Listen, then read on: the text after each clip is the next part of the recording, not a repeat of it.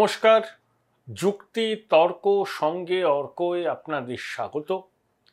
আপনাদের সঙ্গে আমি অর্কপ্রভু সরকার।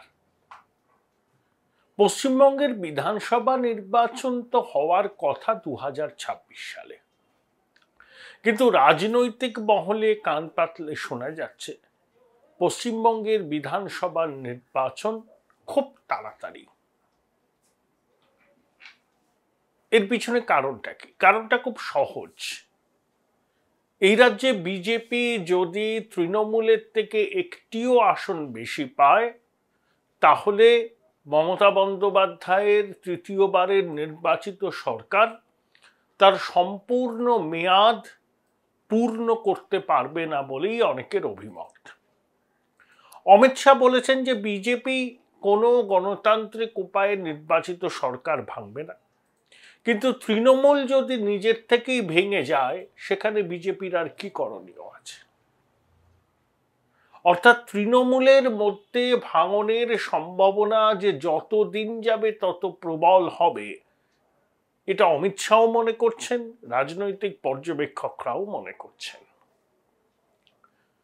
দেখুন, 2019 সালে বিজেপি 18টা আসন পেল এবং লোকসভার 18টা আসনকে আপনি যদি বিধানসভায় কতগুলো আসনে এগিয়ে আছে দেখা যায়, তখন 127টার কাছাকাছি আসনে বিজেপি এগিয়ে ছিল, কিন্তু 2021 সালে তারা 77টি আসন পেয়ে মুখ থুবড়ে পড়ে।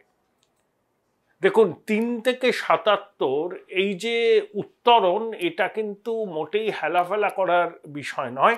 যদিও বাংলার সংবাদ মাধ্যমের একটা বড় অংশ, যারা এখনো আমি বলবো দায়িত্ব নিয়ে, তারা খুবই বামপন্থী মানসিকতার, তারা বিজেপির এই উত্থানকে চেষ্টা করেন যতভাবে খাটো করে দেখানো যায়। তবে বেশি দিন তাদের এই কাণ্ড কারখানা চলবে না। পশ্চিমবঙ্গে তৃণমূলের বদলে বিজেপির সরকার আজ না হয় কাল প্রতিষ্ঠিত হবে। বাম কংগ্রেস জোটের এই মুহূর্তে কোনো সম্ভাবনা নেই, কারণ 34 বছরের বাম শাসনের পর এমন কিছু হয়নি যে বামপন্থীদের প্রতি মানুষের বিপুল জনসমর্থন বেড়ে যাবে। কোথাও কোথাও বামেরা কিছু পকেটে ভোট পাবেন, কোথাও জেতার মতো জায়গায় থাকবেন না। মুর্শিদাবাদে যেমন ধর্মনিরপেক্ষ দলের ধর্মনিরপেক্ষ রাজ্য সম্পাদক জনবিন্যাসের সুবিধা নিতে মুর্শিদাবাদে গেছেন, কিন্তু গ্রাউন্ড রিপোর্ট বলছে কংগ্রেসের পুরো ভোট সিপিএম এর ট্রান্সফার হয়নি। তাহলে কংগ্রেসের পুরো ভোট যদি সিপিএম এর ট্রান্সফার না হয়, তাহলে ফলাফল কি হতে পারে সহজেই অনুমেয়। কিন্তু বামপন্থীদের ভোটের একটা প্রায় সবটাই কিন্তু অধীর বাবু পেয়েছেন। প্রায় সবটাই বললাম, তার কারণ সবাই দিয়েছেন বলবো না, কিন্তু ধরুন 100টা বামপন্থী ভোটের মধ্যে হয়তো 90টা ভোট অধীর বাবু পেয়েছেন, 10টা ভোট গেছে কিন্তু বিজেপির দিকে। তাই বামপন্থীরা ক্যাডার বেস পার্টি তো ভোটটা ট্রান্সফার করেছেন দলের নির্দেশ মেনে, কিন্তু কংগ্রেসের ভোটাররা বামপন্থী প্রার্থীকে পুরোটা ভোট দেয়নি। যেখানে বামপন্থীরা ধরুন 100-র মধ্যে 90টা দিচ্ছেন, সেখানে কংগ্রেসের 100 জন ভোটারের মধ্যে হয়তো 65টা মোহাম্মদ সেলিমকে দিয়েছেন। বাকি 35টা ভোট কোথায় গেল? সেটা তো মোহাম্মদ সেলিম পাননি। কিছু পেয়েছে তৃণমূল, কিছু পেয়েছে বিজেপি। তো এটা হচ্ছে বাস্তব। তাহলে বিজেপি 2024-এর লোকসভা নির্বাচনে তৃণমূলের থেকে একটা আসন বেশি পেলে এই সরকার তার পূর্ণ মেয়াদ কাটাতে পারবে না। এখন নানা রকম স্পেকুলেশন চলছে নানা মহলে, বিজেপির সম্ভাব্য আসন সংখ্যা কি হতে পারে। বিজেপির সম্ভাব্য আসন সংখ্যা বিভিন্ন চ্যানেলের যা যা বেরিয়েছে এখনো পর্যন্ত 19 ন্যূনতম, 29 হচ্ছে ম্যাক্সিমাম। তাহলে 18 থেকে একটা বাড়ছে, আবার 29 হলে 5% ভোট সুইং হলে 29 হবে। আমার ব্যক্তিগত যেটা ধারণা, কোনো অবস্থাতেই বিজেপি 25টা আসনের কমে এখানে পাবে না। সেটা 29 হতে পারে, আবার 25 হতে পারে। 25-এর নিচে নামার সম্ভাবনা নেই। এখনো পর্যন্ত যে 18টি আসনে ভোট হয়েছে তাতে প্রথম 3 দফায় বিজেপি 7টি আসনে জয়ের সম্ভাবনা, কংগ্রেসের 1টি আসনে, আর তৃণমূলের 2টি আসনে। আর চতুর্থ দফার যে 8টি আসনে ভোট, সেখানে বিজেপির 4টি আসনে জয় নিশ্চিত, তৃণমূলের 1টি আসনে জয় নিশ্চিত, কংগ্রেসের 1টি আসনে জয় নিশ্চিত। কিন্তু বীরভূম আর বোলপুর, আমি বেনিফিট অফ ডাউট, তৃণমূলের সংগঠন সবকিছু মাথায় রেখে যদিও বা অসিত মাল এবং শতাব্দী রায়কে এগিয়েও রাখি, কিন্তু সন্ধে পর্যন্ত, মানে আপনার মঙ্গলবার গভীর রাত পর্যন্ত যে ফিডব্যাক আমি পেয়েছি বিভিন্ন জায়গা থেকে, তাতে একদল বলছেন যে শতাব্দী রায় এবং অসিত মাল এবার হারছেন, আর একদল বলছেন জিতবেন কিন্তু ওই কান ঘেঁষে বেরিয়ে যাবেন, অর্থাৎ হাড্ডাহাড্ডি লড়াই, এনিবডিজ গেম। তাই ওই দুটো আসন যদি তৃণমূল জেতে তাহলে চতুর্থ দফায় 8টার মধ্যে তারা 3টে পাবে। যদি শেষ পর্যন্ত না জেতে তাহলে কিন্তু বিজেপির আসন সংখ্যা তৃতীয় দফায় 6টা হয়ে যাবে, কংগ্রেসের 1টা আর বর্ধমান পূর্ব তৃণমূল। কিন্তু তাহলেও বর্ধমান পূর্বে কিন্তু লড়াই হবে। বর্ধমান পূর্বের কিছু ভোটারের সঙ্গে আমার পরিচয় আছে, তারা বলছে না তৃণমূল জিতবে, সম্ভাবনা প্রবল, কিন্তু ভেরি রিডিউসড মার্জিন। দেখুন, বাংলাতে এবার একটা অ্যান্টি তৃণমূল মানসিকতা কাজ করছে। দেখুন 77-এ কি হয়েছিল, বামপন্থীদের এজেন্ট ছিল, কিন্তু বামপন্থীরা পপুলার সাপোর্টে জিতে গিয়েছিলেন, জনতা পার্টিও জিতেছিল, কংগ্রেস একদম ধুয়ে মুছে সাফ হয়ে গেছিল। এবারের পরিস্থিতিটাও অনেকে বলছেন 77 সালের মতো। অনেকে বলছেন বিজেপির সাংগঠনিক দুর্বলতা, বুথ ম্যানেজমেন্টে দুর্বলতা, সেভাবে প্রচারে দেখা যাচ্ছে না, শুধু মোদির নামে কি ভোট হয়? কিন্তু যারা শেষ মুহূর্তে সিদ্ধান্ত নেন না, তারাই তো ভাগ্য নির্ধারণ করেন। তারা কিন্তু মোটামুটি মনস্থির করে নিয়েছেন যে এবার তারা বাংলায় একটা ইভিএমে বিপ্লব করবেন, গণতান্ত্রিক পদ্ধতিতে। চুপচাপ তারা ভোট দেবেন, ফুলে ছাপি দেবেন, কিন্তু অনেকে বলছেন যে অধিকাংশ ক্ষেত্রেই জোড়া ফুলে ছাপ না দিয়ে তারা পদ্মে ছাপ দেবেন। বামপন্থী বন্ধুরা বলতেই পারেন আপনি বায়াসড হয়ে গেছেন বিজেপির প্রতি। বিষয়টা বামপন্থীরা এই মুহূর্তে যে অবস্থায় আছেন তাদের পক্ষে তৃণমূলের মোকাবিলা করা সম্ভব নয়, এরা বামপন্থী সমর্থকরাও জানেন। তাহলে তৃণমূলকে কারা হারাতে পারে? বিজেপি পারে। এটা বামপন্থীদের কাছে এটা তেতো বড়ি গেলার মতো হলেও এটাই বাস্তব সত্য, অন্তত এই মুহূর্তে। তা বলে কি বাংলায় বামপন্থী রাজনীতি থাকবে না? নিশ্চয়ই থাকবে। তৃণমূলের বিদায় ঘণ্টা বিজেপি ছাড়া কেউ বাজাতে পারবে না এই রাজ্যে, এটা বাস্তব, নির্মম সত্যি, এই মুহূর্তে বলছি। তারপরে বামপন্থীরা বিজেপির সঙ্গে মতাদর্শগত লড়াই করবেন, সেই লড়াই তাদের তো বহুদিন ধরে এবং আগামী দিনেও থাকবে। Join Indian Institute of Hotel Management now. Right choice, right decision. Trinamool সরকারের পতন হলে তৃণমূল দলের বলকানাইজেশন হয়ে যাবে, একটা বড় অংশ কংগ্রেসের দিকে ফিরবে। সেখানে কংগ্রেস লেফট একটা ফর্মিডেবল অ্যালায়েন্স যদি হয়, তাহলে আগামী দিনে পশ্চিমবঙ্গে বিজেপি বনাম কংগ্রেস লেফটের লড়াই হবে, একদিকে মতাদর্শগত, একদিকে ইলেকটোরাল ব্যাটেল।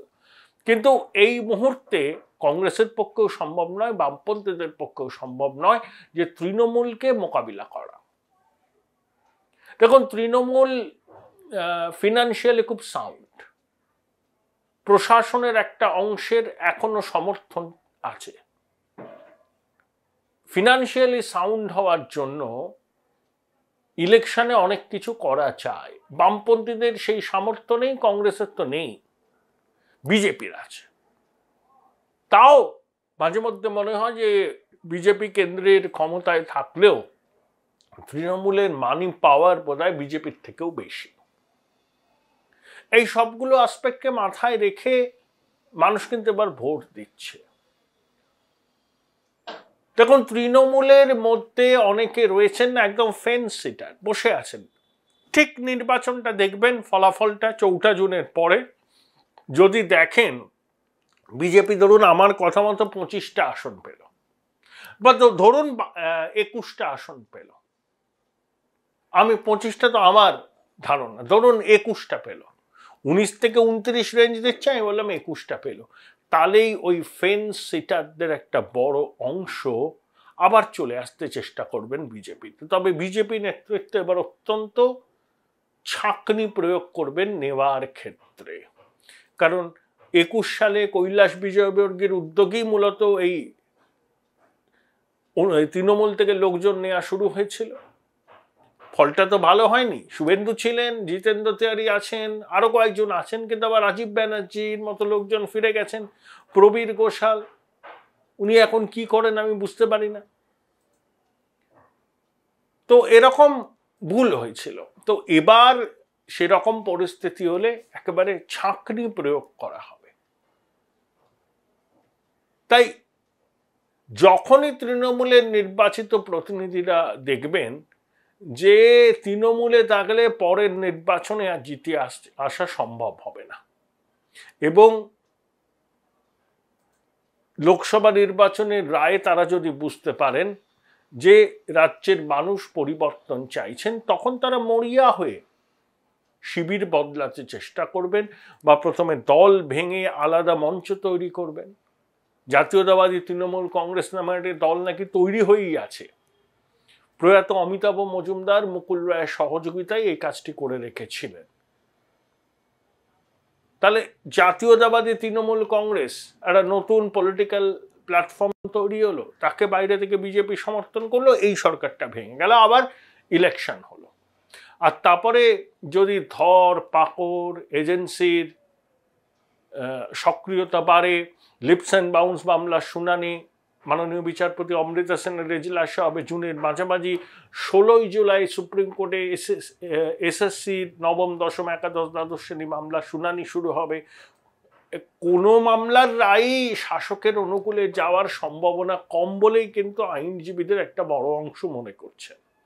তারপরে বেআইনিভাবে যারা চাকরি পেয়েছেন তাদেরকে সিবিআই ডাকছে, কত টাকা দিয়েছেন, কাদের দিয়েছেন, তারা কি আর সিবিআই এর জেরার মুখে সেলোটেপ লাগিয়ে থাকবেন? তারাও গড়গড় করে বলবেন কোন কোন গুণধরদের তারা টাকা দিয়েছেন, কত টাকা দিয়েছেন, কোন দালালকে, কোন নেতাকে, কোন প্রভাবশালীকে, তাদের বয়ানের ভিত্তিতে আবার ওই প্রভাবশালীদের টাকা শুরু হবে। তাহলে বিষয়টা কি দাঁড়াচ্ছে?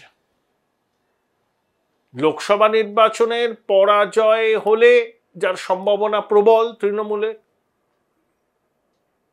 2026-এ আমি গুছিয়ে নেব, আবার লক্ষ্মীর ভাণ্ডার চালু করব, বাইরে থেকে বেসরকারি সংস্থাকে নিয়ে দিদিকে বলো, দাদাকে বলো, ভাইপোকে বলো, এসব করে আর কিছু হবে না। লক্ষ্মীর ভাণ্ডার দিয়ে আর চিড়ে ভিজবে না। বিজেপি তো বলেইছে তারা অন্নপূর্ণা ভাণ্ডার চালু করবে, 3000 টাকা। দেখুন, 2021-এর পর এখনো পর্যন্ত তৃণমূল কাজের কাজ কি করেছে লক্ষ্মীর ভাণ্ডার ছাড়া? একটা কলকারখানা উদ্বোধন করেছেন মুখ্যমন্ত্রী, বড় বড় কথা বলেন, বিজিবিএস করেন, কয়েক কোটি টাকা খরচ হয়, প্রাপ্তির ঘর শূন্য। এখনো পর্যন্ত শ্বেতপত্র প্রকাশ করলেন না যে কত বিনিয়োগ এলো, কত কর্মসংস্থান হলো। তাহলে ইলেকটোরাল ডিবাকেল হলেই তৃণমূলের মধ্যে কিন্তু মুষল পর্ব শুরু হবে।